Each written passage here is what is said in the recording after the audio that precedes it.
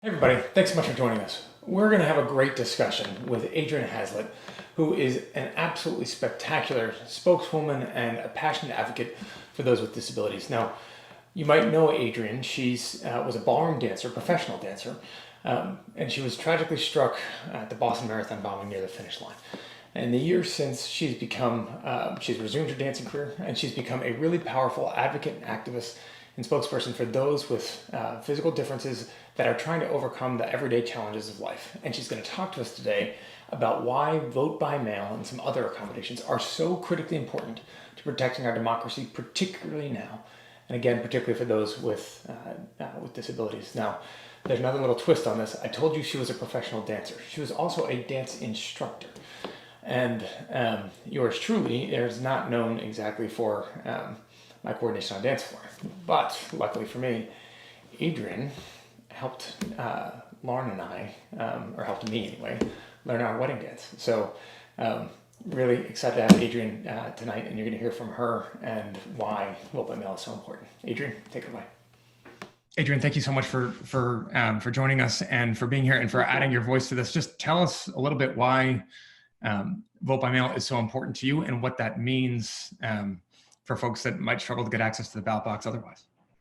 Yeah, voting by mail is something that I think a lot of people, until you really need to do it, it's not something that you readily think about. And that was my case, certainly. I am disabled, and I'm a disabled American, and I became disabled in 2013. I lost my left leg at the Boston Marathon bombings in 2014 and or 2013, excuse me. And I didn't realize how much the disability community was affected by everything. I was a ballroom dancer my whole life and could move about the world in such a way that I didn't need to think about things like accessibility to a restaurant or accessibility to a car or accessibility to vote. And once you're exposed to that, like I was, and having pre 2013 where I didn't think about it, and then after, I understand why people might not consider this to be important, because it's not important to them. And unfortunately, too many people think that when something isn't important to them, it's not important to anyone. But once I was exposed to really the limitations of accessibility into a building, I was in a wheelchair for a number of months until I received a prosthetic leg, and accessibility to places is just very difficult. So once I heard about voting by mail and realized that that was so important to the disabled community because of accessibility, we certainly hope that all buildings are accessible if you go to your local church or community center to vote. But sometimes that lift to the wheelchairs is down and not working, and that's not something that is posted online or people even know about. So I started doing some research and found out that 1 in 4 adults have a disability, and 41% of those people do not vote, even though they're registered, because of a disability and access to buildings. And that's according to Rutgers in 2014, 2018. And that's disheartening to me, because we all want change. And especially, you're asking about why it's important to me. I want people to be able to have access to legs to give them the mobility that I've so freely been able to enjoy. And we can't have access to those legs if we don't vote the people in that are going to make those decisions to give us the accessible legs. So it's something that I just feel incredibly passionate about with the advocacy work that I've done. And I believe wholeheartedly in going upstream to find out what that problem is. So, I want to go to Capitol Hill, and I have before, to protest laws with Medicare and make sure that those legs are covered under insurance. And even laws that are, I'm sure there are laws that are in place. There was a law in New York City that was in place that said you were only allowed one leg a lifetime, and every single person who gives legs used to have to go to court in order to give their person a leg. Can you imagine? It was awful. So we overturned that. But I think about going upstream and not having the people in office that are going to prevent that. And that starts with voting. That starts with making these ballots, these votes, accessible to everyone.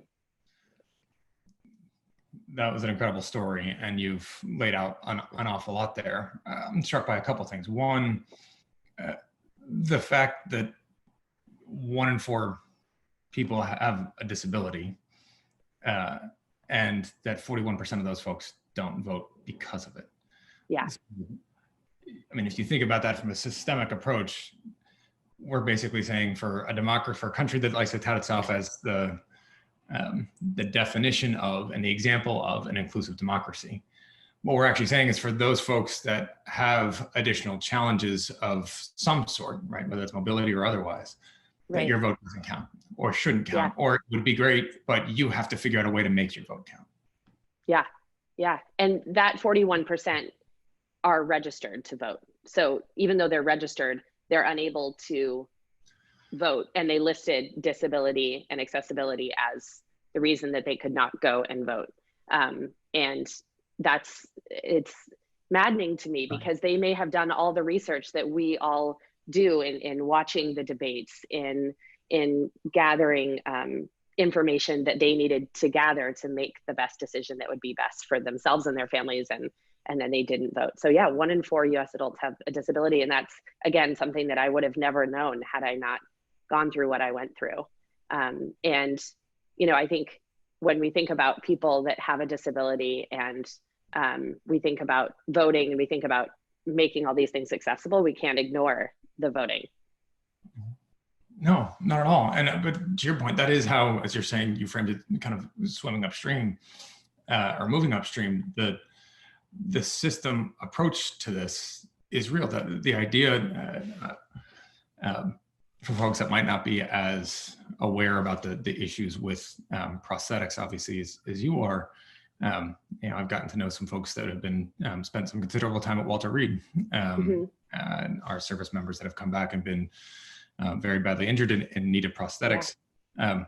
They will go through multiple legs over the course of their lifetime, and obviously that is all paid for by U.S. government. They come back, I think it's every year, get a tune-up, get something altered, and just the way in which, obviously, all of us, as we age, you use legs, you use your limbs and extremities differently, and so they absolutely match that. But it does mean that you need something that's going to get updated. The idea that we would just say, hey, this is the one shot you have when you're a 22-year-old, and that's going to have to last you until you're, a 65-year-old. They're going to be different needs, and we of course would want to say that people that should be that can help draft that policy and push those change, it should be people that actually are going to be confronted with it and know at a very granular and personal level how the blockages of that system and what needs to change to address it. No? Absolutely. Yeah. And you've said this beautifully. It is true. And I'm so grateful that the people at Walter Reed and the service members have such great access to care. But the reason they have that great access is because, as you said, it is necessary to have those tune-ups. And one thing that I learned early on is, so our limb goes into that prosthetic. This is for sake of visuals, goes into that prosthetic, and it fits into carbon fiber is what that's made out of. Well, we all know we don't stay the exact same size our whole life, or even the whole year or month, and we have changes. So even one thing I learned is, even after eating a turkey dinner, you may not be able to fit into your leg because of swelling, of salt intake, and other things. So even just simple changes in weight, you might want to have another prosthetic as well. So there are many reasons, and for to put it quite funny, having a screw loose in your prosthetic is certainly reason to go get that maintained. And my family likes to say, I think you have a screw loose often, but it is something that you need, and you get charged a full prosthetic appointment for that. So yes, it is crucial that we have people in place that are writing those policies that understand these nuances. And in order for our voice to be heard, we have to use that voice to vote. And so what does it mean, though, if you've got a system, whether that's a state or a federal government, that says, too bad, we're not going to do that? Yeah, well, that's what they're doing right now with running legs. Running legs are not covered under insurance whatsoever. They're considered a luxury. Mm-hmm. And you can't use it. You can't go run with your kids. Your child who wears a prosthetic can't play tag with their friends, any of that. So if they say too bad, even on a walking leg, then you're left without that assistance. And when you're left without that assistance, not only can you not physically walk, but if you think about the simple things that we do, standing in the shower, walking across the room to use the bathroom, going and walking your kids to school, standing in the kitchen to make dinner. I mean, these simple things, standing and hugging someone, those simple things can lead to not only unemployment and loss of your home and your things and your safety space, but it can lead to depression. And sitting on the couch for longer actually has been proven. And there's a great statistics and such that are listed on mobilitysaves.org that you will sit for a longer period of time, develop diabetes, and have potential to lose your other limbs. So it's just a never-ending cycle that sounds dramatic because it's true. I mean, that does happen, and it's unfortunate and it's unfair, and it's actually been proven for people that are wondering what the cost difference is. The great thing about Mobility Saves is that they have, and I use them, these statistics for overturning that one leg a lifetime law in New York, because it actually costs the American taxpayer less to provide a prosthetic leg and get that person access to everything in the world that we all have access to and that I have access to because I have a leg, than it does for us to put someone on unemployment and to not have them be housed. Which is an amazing comparison, an amazing story. Yeah.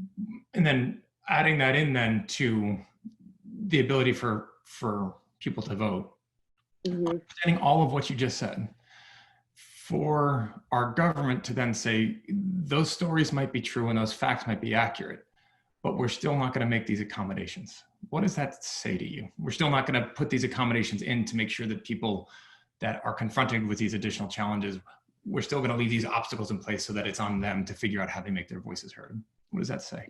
You feel unloved and uncared for. I mean, that you're not human. If you say your voice doesn't matter, you have to suffer, we don't care about your vote, we don't care about your body or your abilities or your home or your shelter, it's pouring, storming rain out there, we don't care about you, that's not American. I mean, it's simply put, it's not American, it's not human, it shows lack of empathy, to put it nicely, because parents might be watching. It's awful, and it feels degrading and demeaning. And to say that we don't care if you have jobs, but then to put all this emphasis when you have presidential debates on jobs, but we don't care about the disabled people, you know, like we care about people having jobs, but not those people, because we're not going to give them legs to go back out into the workforce. And one of the things that I found really interesting is that, speaking of going back to work and having these abilities to be able to return to life after limb loss, it's maddening, because I think everybody should have access to a leg. If people with a disability have the exact same voter turnout as people with a disability with a job have exact voter turnout as people with a job without a disability.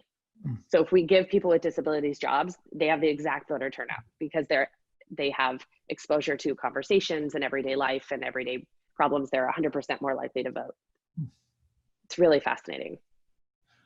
And so what, for those folks, understanding that at the federal level, we're fighting for this, but we're also debating it because our colleagues aren't pushing it. At the state level, they're debating it literally as we speak. What message would you want to give to folks, policymakers that actually have a chance to influence this and take a step forward to say that everybody actually counts? I would say to give us a chance. You know, I think what drives all of us to vote, and what drives all of us to wear masks right now and to move forward and to keep ourselves and our families safe, and what drives us to the polls and what drives us to protest in these trying times is hope. That's what all of this is. It's hope. And for those people that are voting and debating this, I would say give us a chance as the disabled community to have hope that we can one day walk down the street, and have hope that we can one day have a job again, and have hope that our voice matters. You know, the disability community has yet to be mentioned in a presidential debate. And we're one of the largest minorities in the country, and we're never mentioned. You know, most of the other reason besides access to polls why people don't vote who have a disability, it's because we don't feel like we matter. You know, since the Reagan administration, when they passed the ADA, which was the Americans with Disabilities Act, which is crucial and important, there are so many people that aren't withholding that in the state level, in facilities and car services and all sorts of things, that it hasn't been talked about. So to those people that are holding these policies above our heads because we don't matter as humans is degrading. And I would just say to them, give us a little bit of hope. Don't you want our votes? Don't you want our votes? Then somebody out there is wanting 1 in 4 US adults votes, I'm sure, and they're not talking about it. Adrianne, thank you. Thank you so much, Joe. Thank you for your voice. Thank you for your courage, and thanks for your fight. Grateful for it. Thank you for your fight. I appreciate everything you're doing to make us feel like humans and to feel heard. Thank you.